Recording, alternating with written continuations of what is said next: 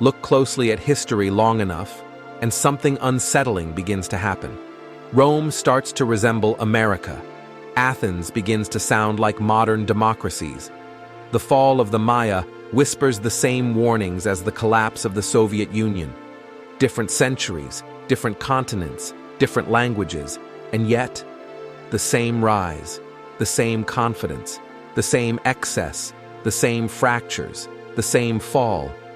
It's as if civilizations aren't inventing their futures at all. They're remembering them. What if history isn't random?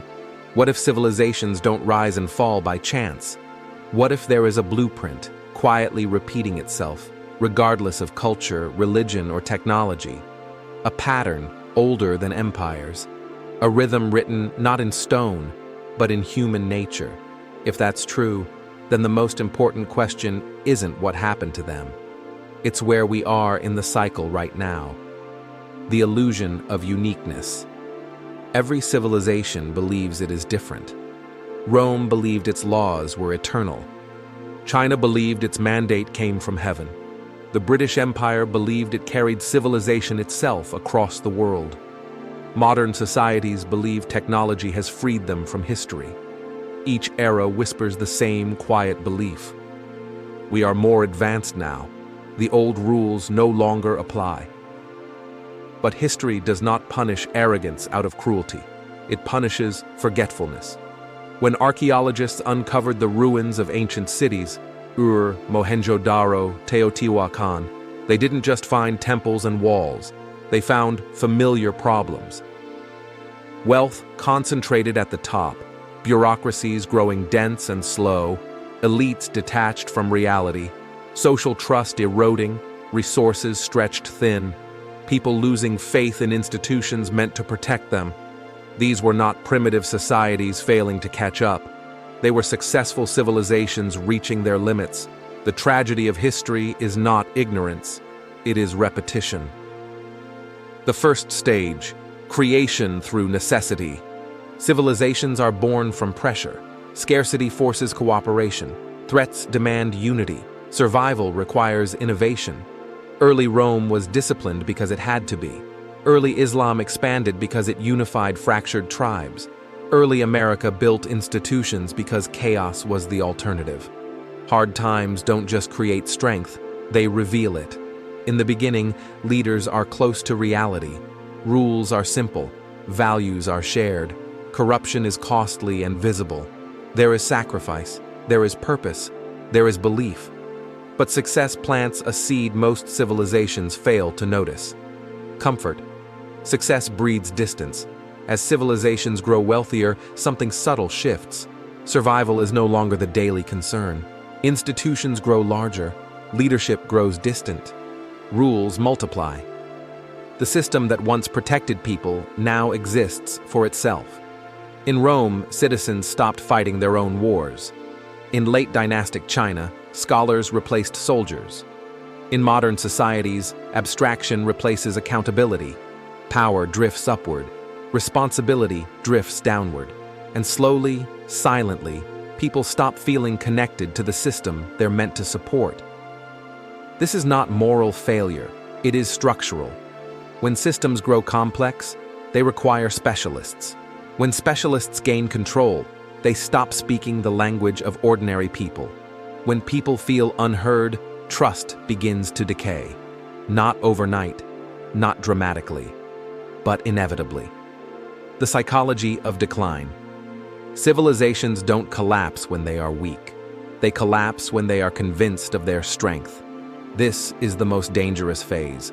Criticism becomes treason. Warnings become pessimism. Reform becomes destabilization.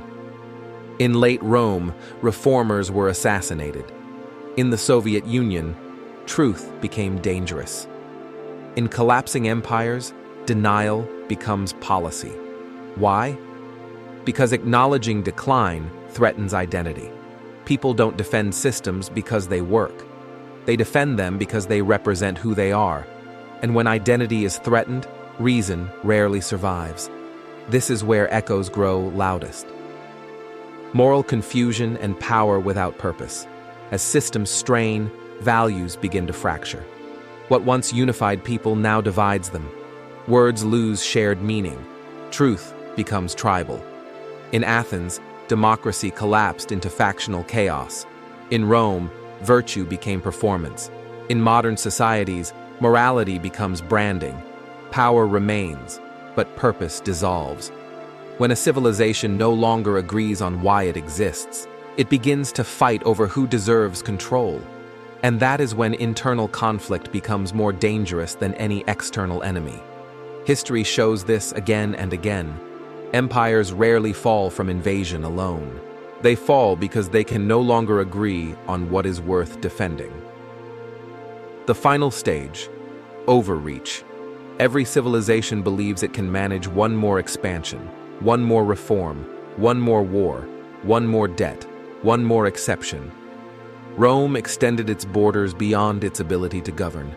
The British Empire stretched faster than its cohesion. Modern systems extend digitally, economically, psychologically, faster than trust can keep up. Complexity outpaces control, and when systems fail, they fail together. Supply chains break, institutions freeze, people lose faith all at once. Collapse does not feel like apocalypse at first. It feels like confusion. Why the blueprint repeats? So why does this happen everywhere? Because civilizations are not machines. They are amplified human behavior. Every civilization is built from the same materials. Fear, hope, ambition, pride, cooperation. Denial. Technology changes. Culture changes. The human nervous system does not. We crave meaning. We fear loss. We resist limits. We struggle to balance power with restraint. History does not repeat because of fate. It repeats because we do. The question we avoid. Here is the uncomfortable truth. Civilizations don't fail because they forget history. They fail because they believe history doesn't apply to them. So the real question is not, will our civilization collapse? But rather, can we recognize the pattern while we are inside it? And if we can, do we have the humility to change before the cycle completes itself? The possibility of interruption. History is not destiny. Patterns repeat, but awareness can interrupt them. Some civilizations adapted. Rome reinvented itself multiple times before falling. China rebuilt dynasties again and again. Societies that reformed early extended their lifespans. The key difference was not intelligence or power. It was self-awareness, the ability to listen, the courage to limit ambition, the willingness to trade growth for stability. But that requires something civilizations rarely possess: restraint. The mirror history holds. The reason civilizations echo each other is not because we are doomed. It is because history is a mirror we rarely want to look into. Every empire thought it was the exception. Every collapse thought it was unique. Every generation believed it was smarter than the last. And yet, here we are, standing in the same patterns, asking the same questions, facing the same choices.